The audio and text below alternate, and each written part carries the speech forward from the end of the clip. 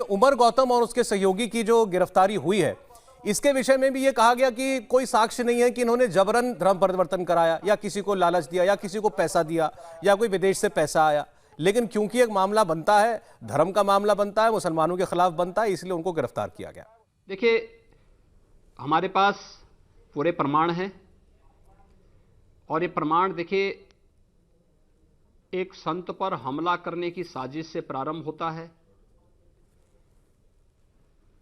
और छद्म नाम से आश्रम के अंदर घुस करके सर्जिकल ब्लेड के माध्यम से प्रहार करना। उनके पास असले नहीं थे, लेकिन जब हम इसकी तह में गए कि वास्तव में ये क्या है, इस सर्जिकल ब्लेड क्यों ले जाना चाहते थे और क्या ये वास्तव में हिंदू ही हैं, लेकिन पता लगा नहीं हैं दूसरे समुदाय के, लेकिन छद्म नाम से ये आश्रम के अंदर घुस करके एक संत पर हमला करना चाहते थे, हम उसके माध्यम से उनकी हत्या करना चाहते थे।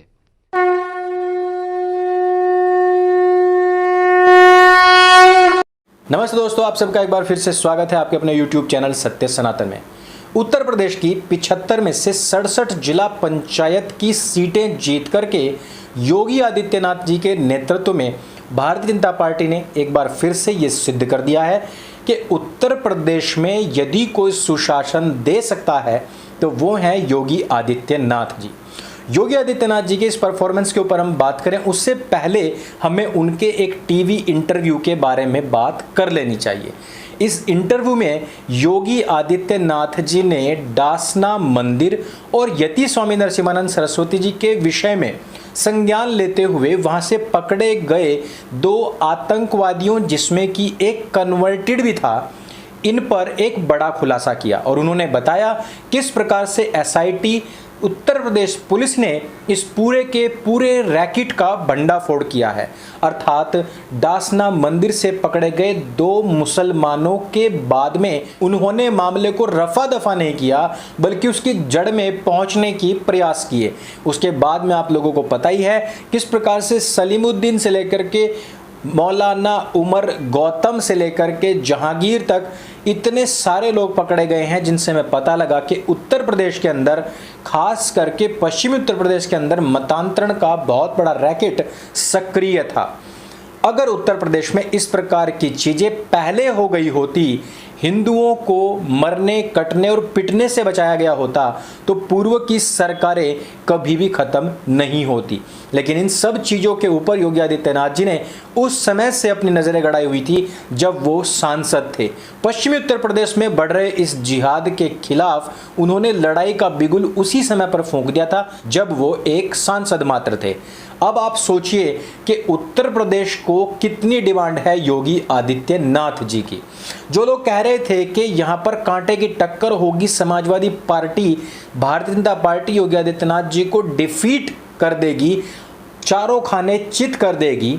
अब आप खुद जरा इस आंकड़े को देखिए कि 75 में से 67 सीट जीतना और यहाँ तक कि मुलायम सिंह यादव के गढ़ मैनपुरी तक को जीत लेना, बनारस, अवध, सब क्षेत्रों में भारतीय जनता पार्टी की विजय होना, और इसमें सबसे महत्वपूर्ण डकैत खानदान का गढ़ मुजफ्फरनगर, जहां से भारतीय जनता पार्टी का कैंडिडेट विजयी होकर के आया है। पूरे मुजफ्फरनगर की 43 सदस्यीय जिला पंचायत में से सिर्फ 3 किसको मिली? रालोद को। वो भी कब मिली? जब रालोद सपा संगठन हो रखा था, कांग्रेस उसको बाहर से समर्थन कर रही थी। इतना सब कुछ होने के बावजूद भी 43 में से 3 मिली। उसके बावजूद राकेश डकैत कह रहा है कि कनपटी पे बंदूक रख के तो कोई भी जिला अध्यक्ष बनवा सकता है। अब आप इनसे एक सवाल पूछिए, उस समय पर ये कहां थे जब कनपटी पर बंदूक रख करके पुलिस वालों की आजम खान मुजफ्फरनगर में से जिन लोगों ने मुजफ्फरनगर दंगे कराए, आतंक मचाया, हमारे लोगों को मारा, उन सब लोगों को जेल से बाहर निकलवाया था। जब आजम खान कनपट्टी पर बंदूक रख के पुलिस वालों की हमारे मासूम और बेगुनाह लोगों को जेल में झुकवा रहा था, उस समय पर राकेश डकैत कहां थे?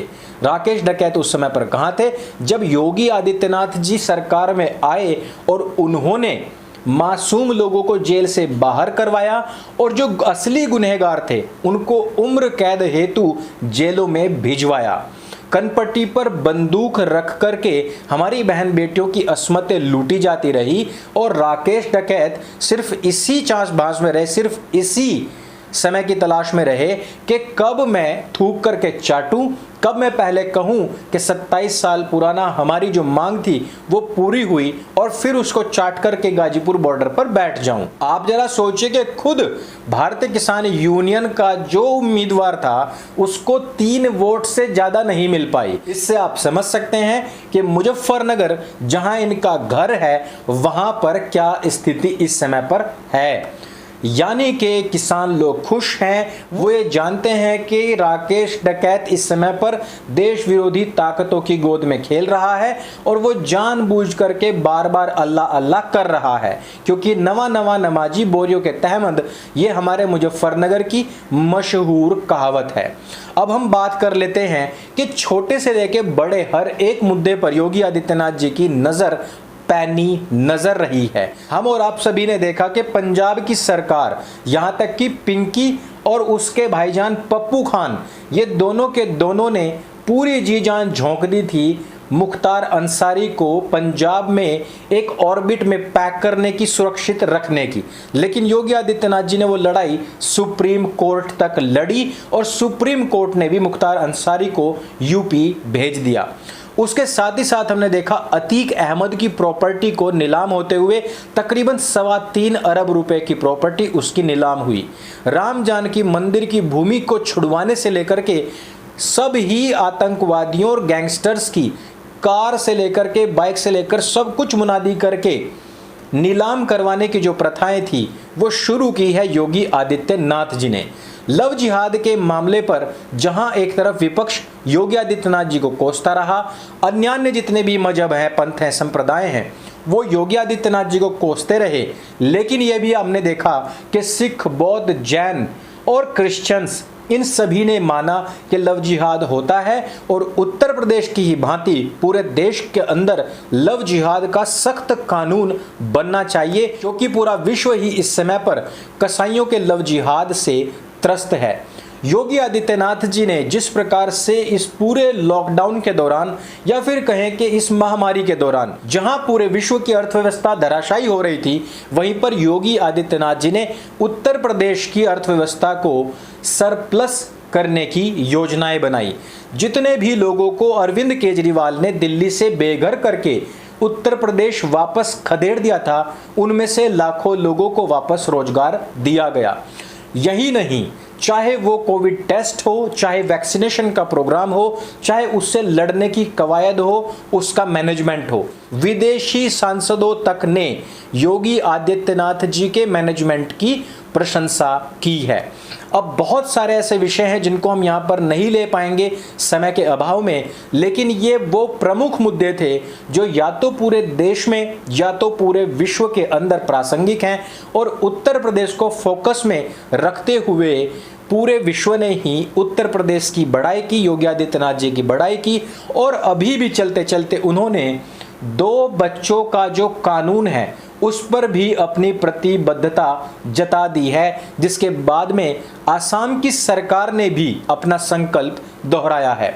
पूरा विश्व जहां पर आतंकवादियों से, जिहादियों से त्रस्त है, जनसंख्या विस्फोट से त्रस्त है, वहीं पर योगी आदित्यनाथ जी ही एकमात्र ऐसे विकल्प बनकर के उभरे हैं जिन्होंने हर समस्या का माइक्रो मैनेजमेंट किया है, हर समस्या की जड़ में जाकर के खुद पहुंच करके उसका समाधान करने का प्रयास किया है। तो दोस्तों, योगी जी के विषय में, उनके भविष्य के विषय में आप लोग क्या मानते हैं, आप लोगों की क्या आशाएं हैं, वो हमें नीचे कमेंट करके अवश्य बताएं।